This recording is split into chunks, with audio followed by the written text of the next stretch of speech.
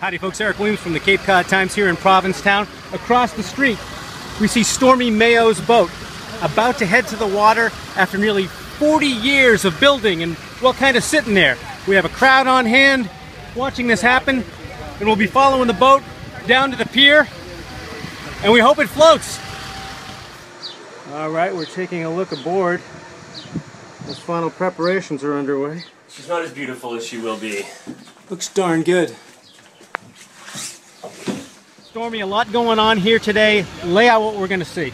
Well, what we're going to see we don't know, but what we're hoping to see is the Winkler crane will be here. They got their big crane, and they're going to lift the masts aboard the boat that's been in construction now for 38 years, and then they're going to put straps around the boat and lift it.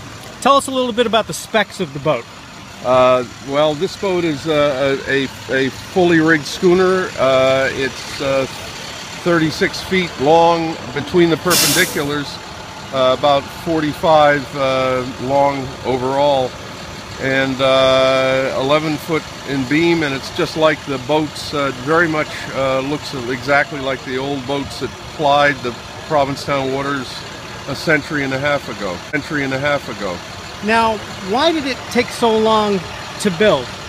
I took 12 years off. I was on the brink of quitting, and Lord knows why I started again.